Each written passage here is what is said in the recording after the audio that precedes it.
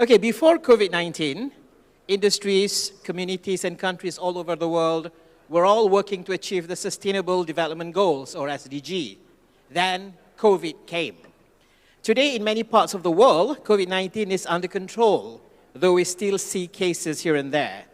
So today, we will discuss economic revitalization, mapping a sustainable recovery. Among others, we will be touching and perhaps answering questions on what happened to all the efforts related to SDGs that started before COVID, what adjustments were made, and how are we doing today. We will also be talking about what are some of the creative strategies currently being used or planned to accelerate progress to achieve SDG targets. And also, could Islamic economy and finance be the answer to ensure an inclusive recovery? Well, I think I will start with Brother Abida, who has been carrying a file that I saw this morning on innovations in Islamic finance, and that's his expertise. Perhaps the next 5 minutes will be for you to enlighten us on what is being done at the moment to help perhaps accelerate the recovery process. Bismillah ar-Rahman ar-Rahim. Allow me first to express my sincere thanks and appreciation for WIEF for inviting the Islamic Development Bank for this important and timely roundtable. ISDB and WIF have a long-standing relationship and cooperation, and ISDB greatly appreciates the work and the important input that WIF is providing to our member countries in terms of research and dialogue, and also initiatives. So, as you rightly mentioned, Mr. Moderator, the COVID-19 had impacted our member countries on different levels, and we don't need to be experts or economists to feel the impact of COVID-19. The rise of unemployment in our member countries, especially among youth and women, and also in MSMEs, who are the major source of employment in the private sector and the backbone of the economy of the majority of our member countries. Also the rise of poverty, actually the trend in reducing the inequalities have been reversed by the impact of COVID-19. The governments in our member countries took a lot of measures and policies, but some of them even created additional challenges, like the stimulus packages that were provided by governments increased the debt, and these debts reduced the possibility of attracting investments and raised the inflation. So all these economic challenges had, I mean, short-term but also medium-term impact on the economies and the social level in our member countries. Now, the Islamic Development Bank, as a multilateral development institution which has 57 member countries, has the mandate to contribute or to help its member countries to recover from the impact of this pandemic, and also try to help our member countries to avoid such impact in the future, to be more resilient. That's why I wanted to show you one slide, if possible. ISDB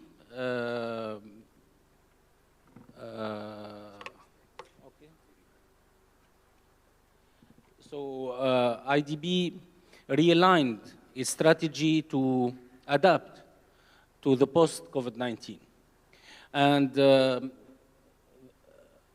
has selected 3 strategic objectives for its member countries. The first one is boosting recovery. And this is very important, as you mentioned, and as was mentioned by Tunfosi, His Excellency, there is a hope now to recover fast. But we know that there are many conditions to recover, and advanced economies are recovering faster than our economies, our developing countries' economies. So accelerating recovery is one of the strategic objectives of ISDB new strategy. The second objective is tackling poverty, of course, because it remains the major challenge in our member country, and IDB worked for the last 47 years towards tackling poverty. And the third, and which is new in IDB, is moving towards the green economy, which is a very important objective in the future. And to achieve these 3 strategic objectives, the IDB will focus on 2 pillars. One is, I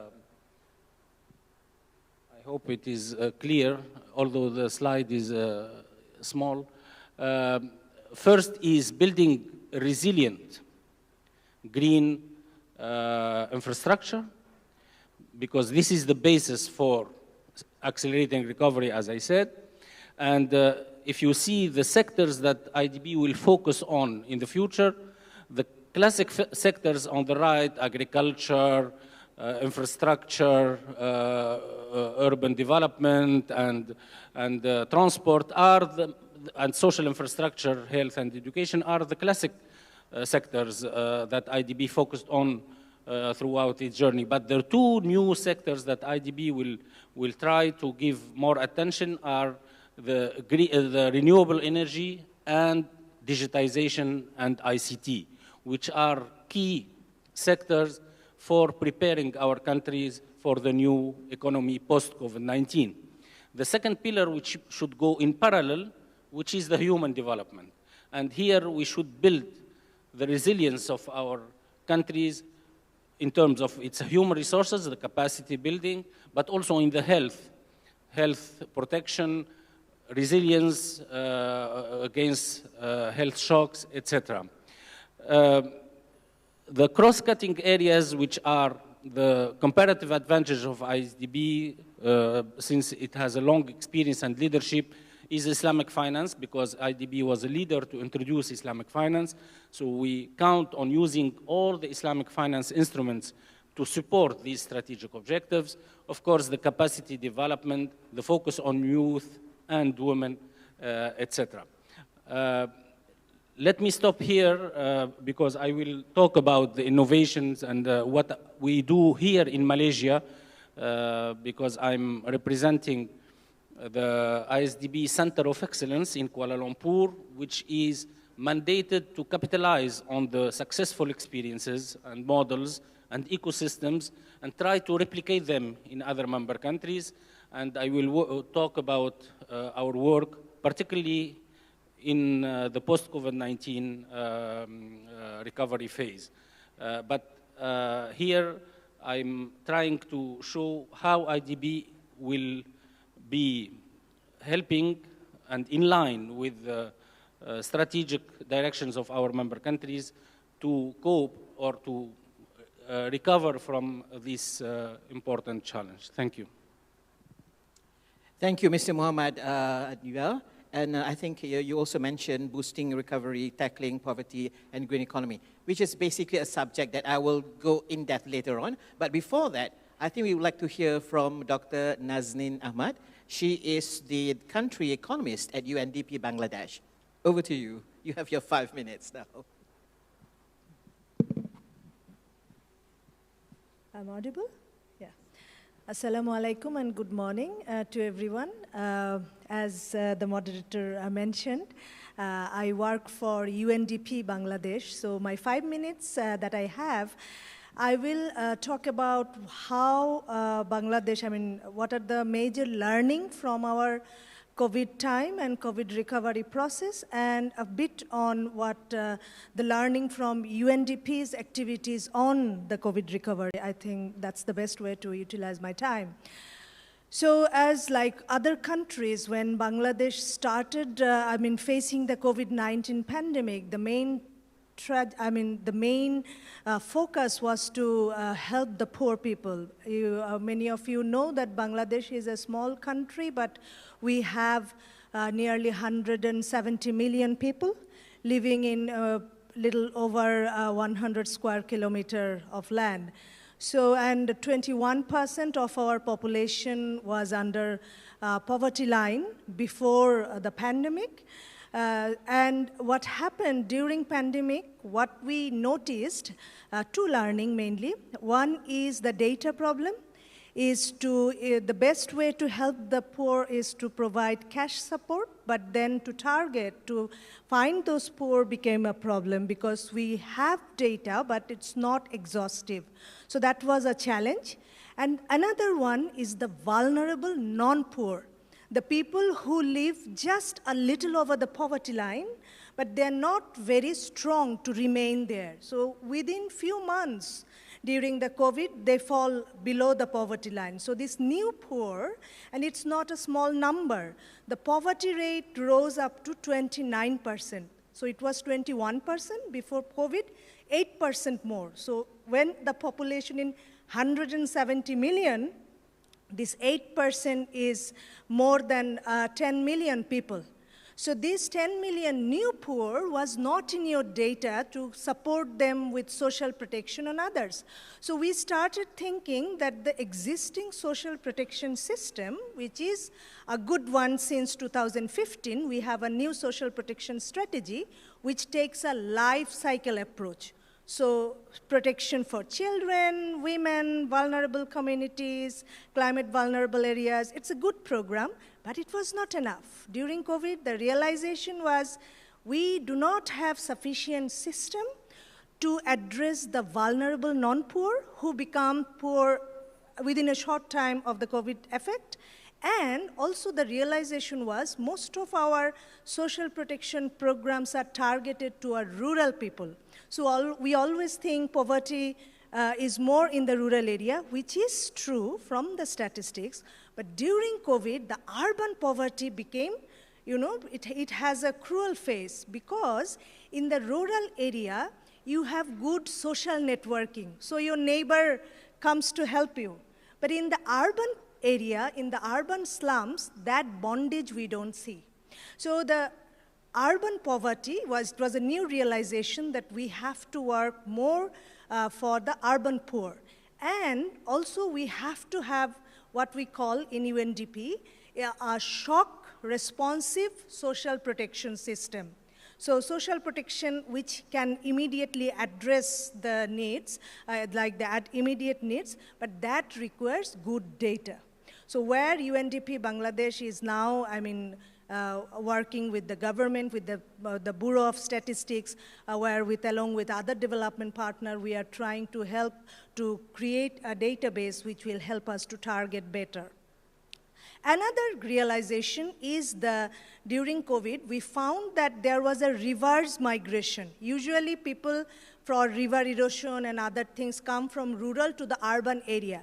But during COVID, we noticed that there was a reverse migration, people going from urban to the rural area.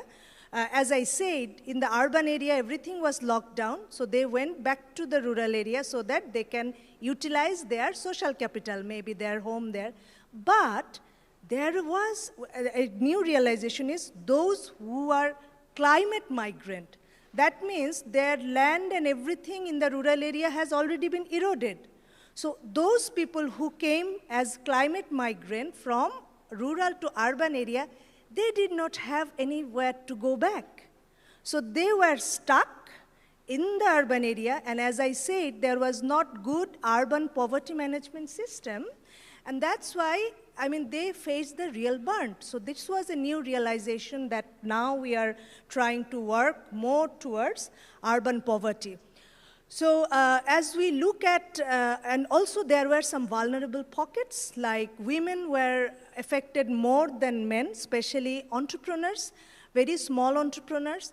When the COVID-19 started, government came up with different stimulus packages, credit support, low-cost credit support to the entrepreneurs, but it was found out that the large entrepreneurs could avail them very easily, but the small entrepreneurs could not. We all know that for the small entrepreneurs, per entrepreneur service charge is always higher. So the banks had limited, they were not encouraged to support the small entrepreneurs, rather the big entrepreneurs.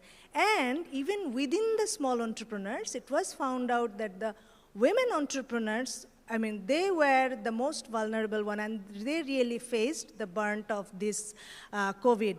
And there, what was affected, what was good was our mobile financial services and the online platforms.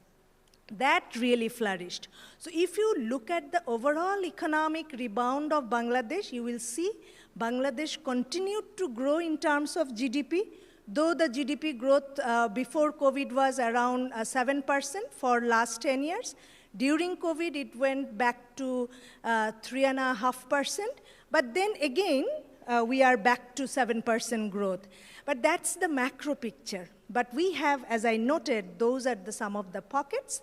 And the rebound process, even within UNDP Bangladesh, we are focusing now that on, as I said, to how can we support the urban poor, more programs to our urban poor, and we think, though during shock, cash transfer is the best policy, but for a sustainable recovery, it's best to give people skills so that they can look for their own employment. And it's also very important to bring very small, informal entrepreneurs into financial service. How can we do that?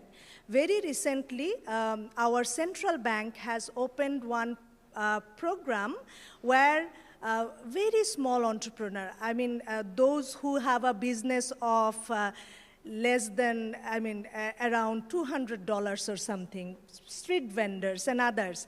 So the central bank has come up with a program where these people can take up to, a small amount of loan without, just by their national ID, and some support from any association they belong to. So they don't really need even a trade license. And also we are now working for a unique business ID so that small entrepreneurs with that ID can avail loans. And during COVID, as I mentioned, I will stop here, that we found that the mobile financial services and online platforms that grew fast, but many entrepreneurs could not avail them because maybe one entrepreneur, they want to join the online platform, but maybe they don't have a smartphone. So UNDP Bangladesh has started a program where we are supporting very small women entrepreneurs by supplying them with smartphones, giving them training, how they can utilize it, how they can, troubleshoot. So I think this skill development program, urban shock responsive social protection, and also utilizing the digital economy is the best way to recovery to our experience. Thank you very much. I stop here. Thank you, Dr. Nazanin. Yes, I will have more questions on digital economy later on, and also some interesting things that you highlighted, urban poverty versus rural poverty. We always think of poverty in the rural areas, and also the reverse migration. I have more questions later on, yeah? And let's go to the Philippines. Mr. Robert Danje Roses. Good morning. Yes, he is an assistant vice president and also chief economist at Security Bank Corporation in the Philippines. Perhaps, I believe you have like 7 slides. Yeah, yes. I do. Please proceed. Probably go to the rostrum first. Okay, yeah. Thank you. Good morning, everyone. Okay, I'm Dan. I'm from the Philippines. Talking about SGDs, which is our topic today. Latest data from our Economic Planning Office showed that among the SGDs in the Philippines, we have regressed around 20% in terms of zero hunger, regressed more than 20% in terms of sustainable cities, and around 10% in terms of climate change control. But in terms of the gainers, no, we gained the most in terms of education. So that's quite significant in terms of the events that we are seeing right now. Those three areas that I mentioned that we have regressed in could likely eventually hit our gainers, no? Most notably the education sector. No? So where are we at the moment? So for context, I'll probably show to you a little bit background of how the recovery was taking shape.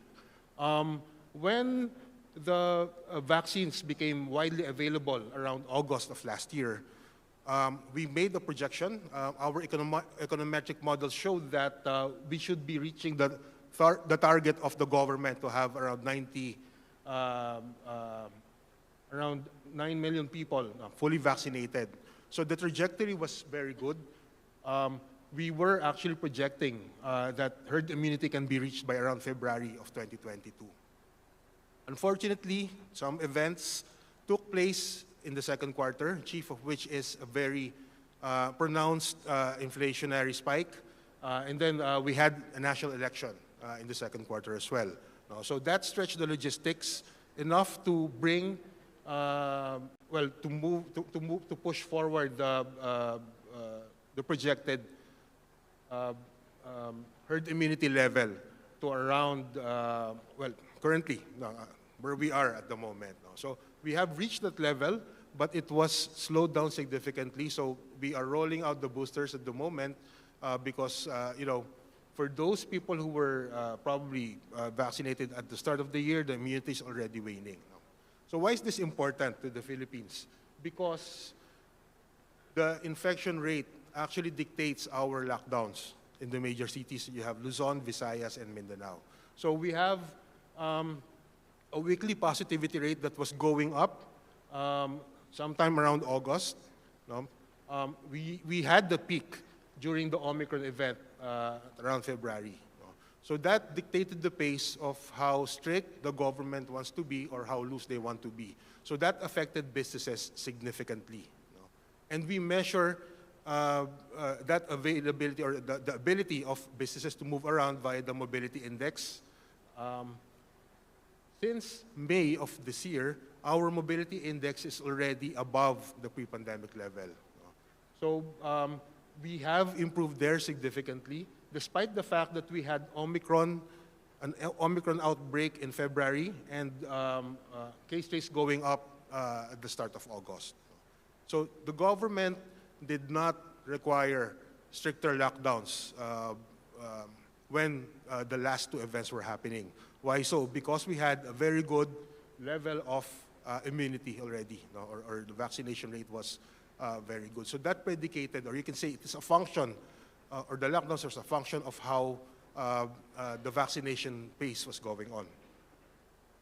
So mobility dictates economic growth as well. There's a very good correlation between GDP growth and the mobility of the Philippines. We have some measure in terms of GDP growth. 70% of household consumption contributes to GDP. So the Philippines is a very consumption-driven economy. So that mobility or the ability to move around actually contributes a lot to our GDP growth. The problem right now, and I guess this is true as well with the whole world, is inflation. But in the Philippines, inflation is actually cost-push driven because we are a net importer of fuel. So that's driving inflation up. However, the risk here is actually the food security side. Food baskets around 30% of inflation. So that's a very tenuous place to be in at the moment because of typhoons and crop shortages that are beginning to show its head. So that could eventually push inflation higher as well. So far, we have inflation projections that shows it leveling at the elevated rate it is in right now at around 6 and 6.5%, which could probably hold until the end of this year. And then core inflation is actually picking up. So that's already the bleed through towards the non-volatile components of inflation.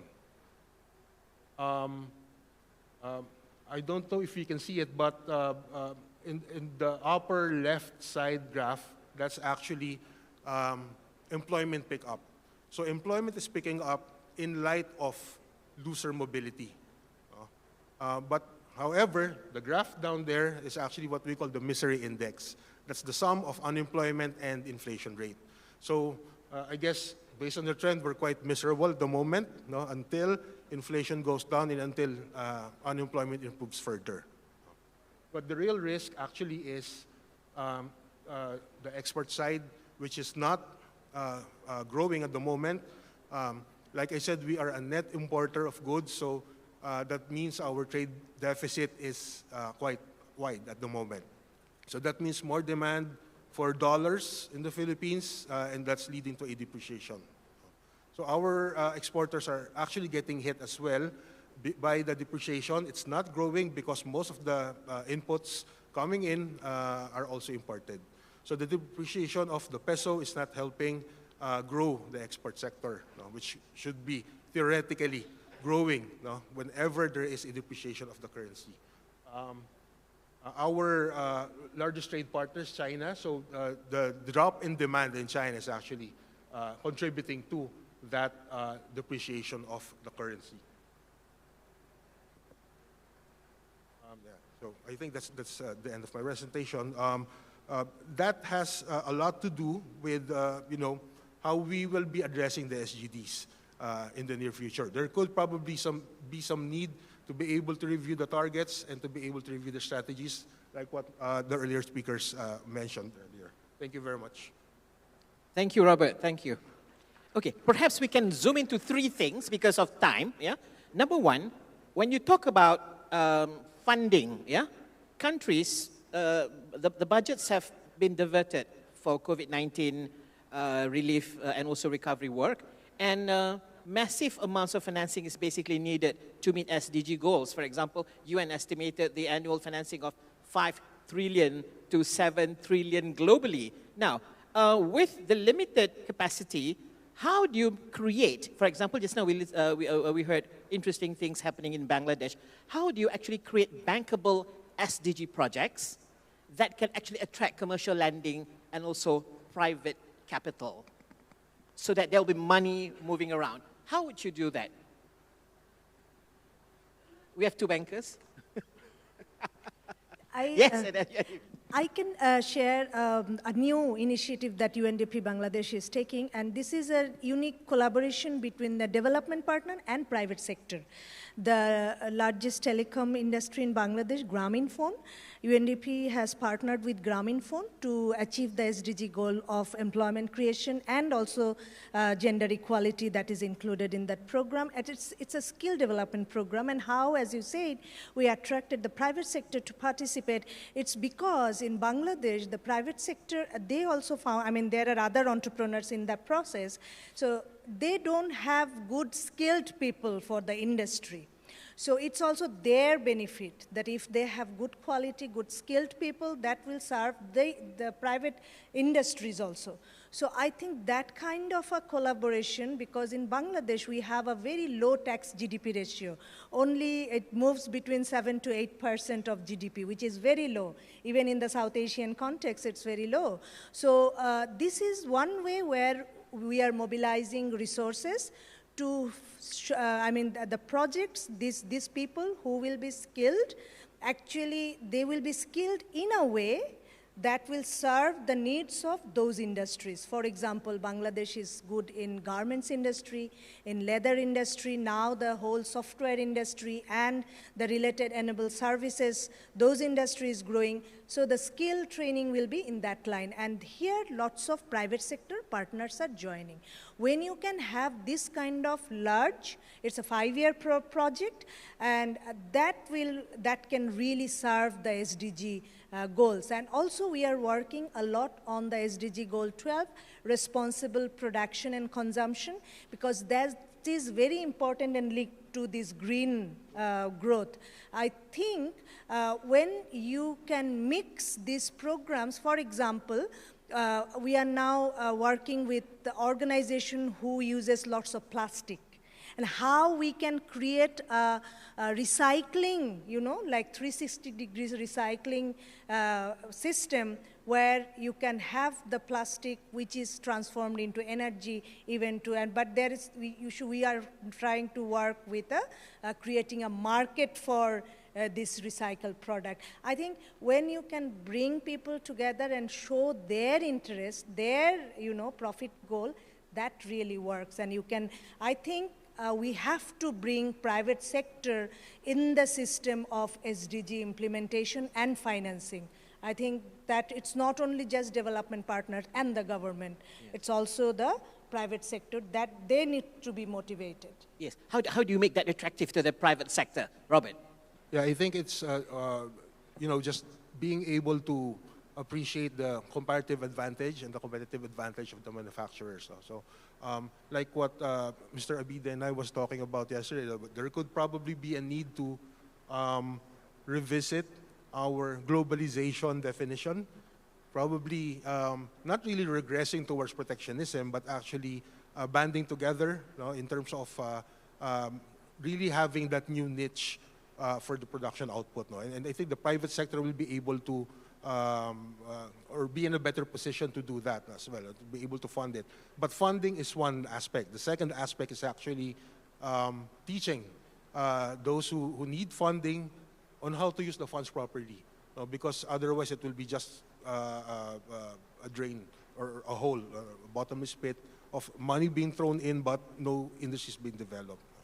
That's a lot of sectors that we saw already even before the pandemic. A lot of those things happened to some sectors already. So I think it's about time probably we can use the post-pandemic recovery as a springboard of sorts to be able to, you know, revisit those quote-unquote best practices that we do and turn them into better practices. Brother Abida, for a development bank, when we talk about, just now you mentioned a very interesting topic, which is green economy. And people are all talking about green economy. And how do you make it inclusive? Yeah, and how should people get excited? You have stories to tell from your development bank's experience on how this is done. Perhaps if we can use examples right after COVID? Yes, thank you. Before responding to this question, I would like to add to what Robert said about we need to have unconventional and innovative ideas to change our approach, especially for poor and what we call here the B40 in Malaysia, or the middle income segment of society and the vulnerable society. We need to bring new mechanisms, and our studies during this pandemic showed that there is a potential of bigger role of Islamic social finance instruments like zakat, awqaf, sadaqah, takaful. These are some tools that provide safety nets for poor section of the society. We, as I mentioned, we, as a center of excellence here in Kuala Lumpur, which our role to document and also to replicate some of the best practices and successful models. We studied during the COVID-19 and also post-COVID-19 some successful models. And we partnered with UNDP to make some case studies in Malaysia and Indonesia. And we found some very good experiences like Sukuk Prihatin in Malaysia, which is the first digital sukuk, which enabled benevolence and the private sector to contribute to the solidarity in the COVID-19 and to help the government provide subsidies and also stimulus packages to the population. For green economy, also we identified this value-based intermediation experience in Malaysia, where some Islamic banks agreed on some principles to invest in a more sustainable way and more social impact way. These are some examples that show that the transformation to green economy should not be seen as a constraint to countries by these agreements among governments, etc., but it should be seen as an opportunity to create jobs. Like Dr. Nazreen mentioned, the recycling could be a source of income or mass employment for many segments of the society to generate, of course, to protect the environment, but also to generate energy, which is now a big challenge for our member countries from the waste and from the plastic and from recycling. So I think now the transformation to a green economy is a process. It requires institutional capacity building.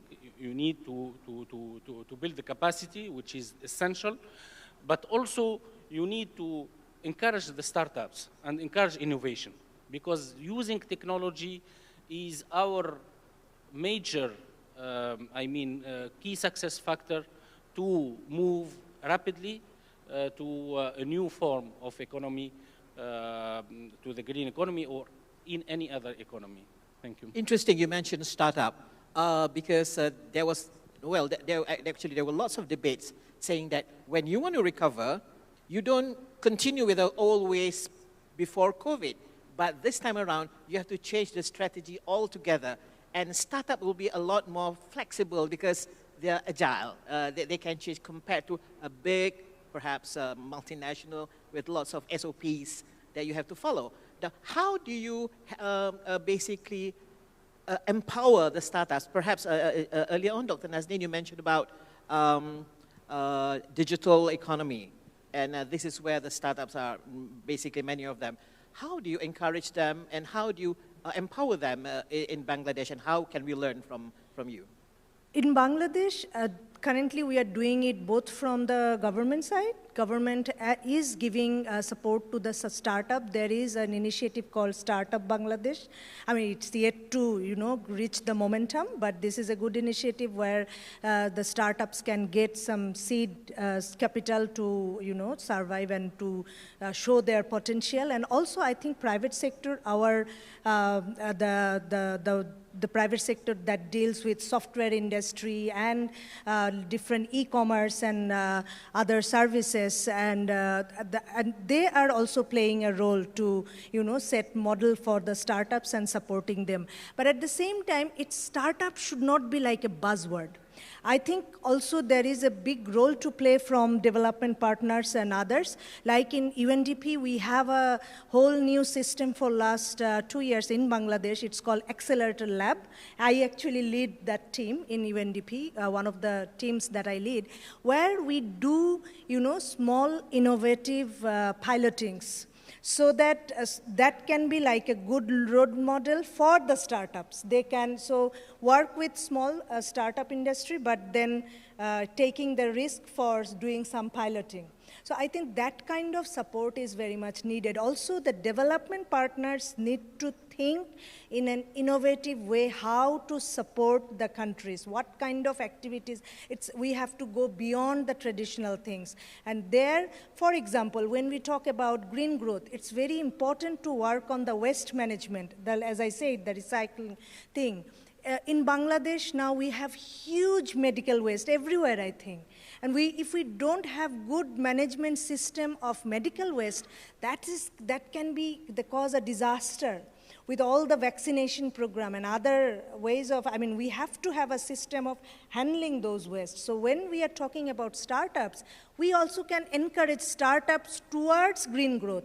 In Bangladesh, there are some startup industries who are working on the wastes, different kinds of waste, how to create the recycling, but they need to boost up, they need fund to scale up. So I think when the international financing organization like IDB and others, we have to think in that way, how we can help, we can bring together startups, green growth, and employment generation, and our main goal is to reduce poverty and hunger from the world. That is the main SDG goal. Yeah, just curious, do you see a huge gap, like a digital gap, with people who know and also people who need help to actually bring them forward? Just now Robert mentioned about, touch a little bit about education, yeah? How would you educate, perhaps if I can continue with your Bangladesh experience, how would you educate others so that to reduce the digital gap, for example? Yeah. I think another realization I actually forgot to mention is the digital divide that we realized during COVID. All the online facilities, online education and everything that my children could take, but not a child from poor family, because of they don't have those infrastructure to access the digital services. I think there we are doing something from the public sector, but again, I think it's very important that the development partners and private sector come forward to help them. For example, in Bangladesh, the people in the rural area, especially from underprivileged families for whom commuting to a bank was difficult. Now in Bangladesh, we have a system called agent banking. Agent banking is like one agent of a private or public bank, this can be a one-person bank. He is there to collect the savings and also give small amount of loans on behalf of the main commercial bank. It can be public or private bank. This agent banking has really brought together many people in the financial system. So giving them information, giving them infrastructure, that actually helps. So even with education, it's very important you give the infrastructure. If your Wi-Fi connection and everything is only urban-based, you cannot, think of rural people to have that kind of quality education and linking them with the whole financial ecosystem. So I think it's very important we develop the infrastructure, give the opportunities, create the opportunities throughout the country, and encourage private sector so that they see gain in the whole process. Thank you. Yeah, the timer just stopped. I was wondering, we still have 10 minutes, right? Yes, we still have 10 minutes. Okay, cool. We also invite questions or comments from the audience too, yeah? And before we do that, perhaps leading everything to make sure that we recover fast and we'll be able to meet the SDG goals and targets, yeah? What kind of, perhaps it's a new skill of leadership that we need at the moment in the different agencies, sectors, companies. Perhaps the expert from the development bank can actually help us in that, yeah? What kind of leadership do we need now? Yeah, I think there are different levels of leadership. Yeah. Of course, at the public sector level, we need more, better governance and better refocus and better policies, fiscal or developmental policies that enable other segments of the society to participate, to be included in the economy. But at the community level and also at the innovation level, the startups, and I come back that there is a potential now, or there is a chance that we are seeing a very, growing industry in the fintech industry, for example, what Dr. Nazreen mentioned about these digital agents and banks who are, trying to seize this opportunity of digitization and people using mobile applications to offer financial services, especially for people who don't have credit, record in the banking or cannot afford to go to the conventional banking system. So all these digital wallet, e-wallets, and all these applications that will help people get financing and pay online and also sell online, this is a chance that we will create a generation of more innovative solutions, very impactful solutions, but also this will contribute to speeding up the recovery. It is not only the responsibility of governments to recover or to make the economy recover, the policies, etc. But the inclusivity of all segments of the society, especially at the community level, is very important. Thank you. And to Robert, there are two things basically. Number one is to recover. And people are always also saying that you don't just recover, there'll be a big one coming soon. So how do you plan for a very different scenario in the future with uncertainties, with an inflation, in the speech of His Excellency, the Governor of Penang earlier, there are lots of challenges that will be coming up. So from a banker's point of view, in order for us to not just recover, but accelerate whatever that we do at the moment so that we can meet the SDG goals, SDG targets, what would be the right approach? Well, one is the mitigating circumstances are real, like what the governor said, uncertainty is highlighted post-recovery, So, well, at least in my experience in the banks, what they're doing right now is to amp up the risk assessment in order for us to be able to, manage the risks, because the risks will always be there. Those negative effects will always be there, but I guess what you need to be able to do is to anticipate it a bit, and be able to at least manage the risks once they hit. It's how you react to it. Probably that's the key pivot moment for any financial institution. And the other one actually is to be, it's part of that risk mitigation to be anticipatory of any scenarios.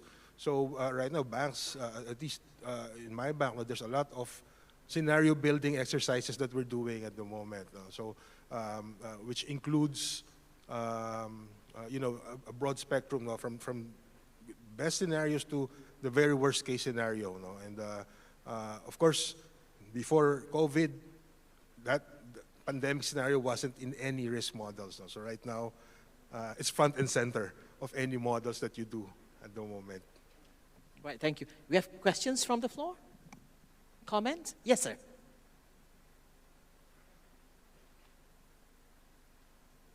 Hi, my name is Syed Almas Kabir. I am the president of the Bangladesh-Malaysia Chamber of Commerce and Industry.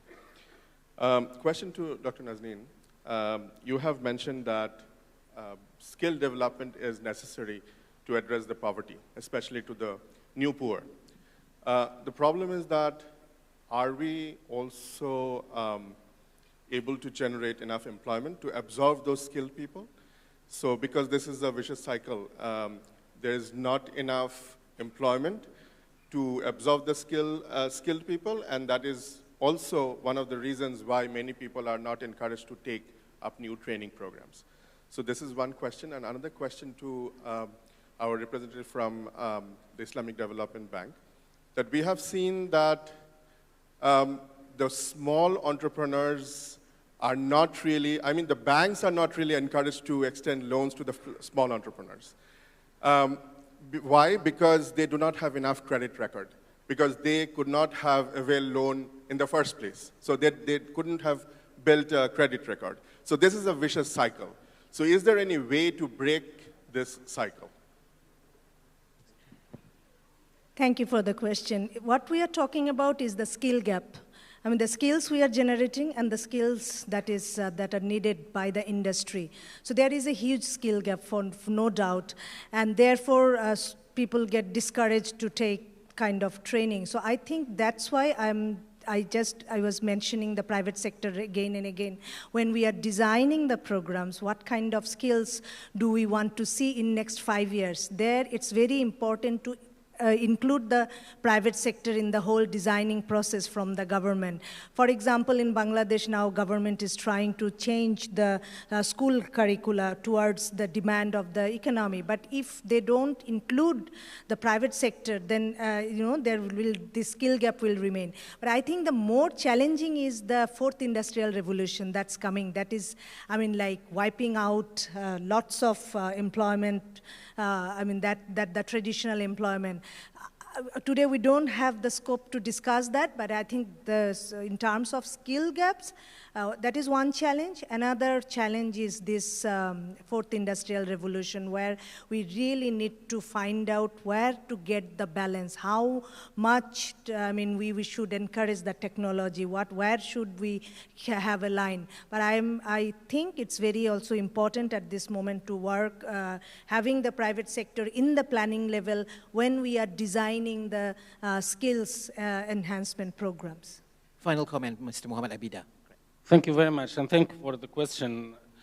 I totally agree with you that development banks, especially multilateral development banks, and also even conventional, classic banks are very conservative, very,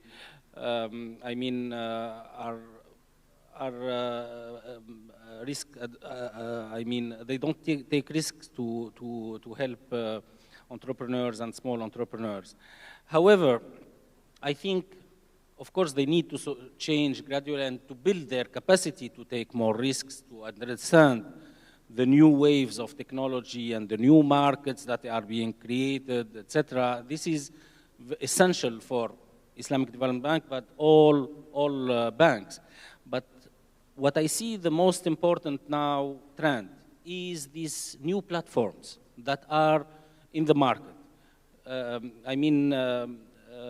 Months ago, I heard that a company won an award here in Malaysia, the iConnect Award, which is specialized in rating companies, rating their credit based on their record, in the social media, in the trust of people in their social media, in their record in paying bills, etc. Unconventional, to bring collateral or assets to guarantee their loans. So it is different approach now. We need to help these startups and these platforms that are now trying to mobilize fund and raise fund for entrepreneurs. We need to empower these platforms to be, for themselves are the guarantor for these employers. So we should find intermediaries that help these startups and entrepreneurs to get access to funds. Thank you. Thank you. If I can conclude, it's basically new thinking, creative approach, and as the governor said earlier, you have to be bold to actually do this. Thank you very much, Mr. Mohamed Abida from the Islamic Development Bank. Thank you very much, Dr. Nazrin Ahmed from UNDP Bangladesh. And thank you for our banker, Mr. Robert Rosas from Security Bank Corporation in the Philippines. Thank you very much. Ladies and gentlemen, that's all from us for today. We hope you enjoy the next session. Thank you so much.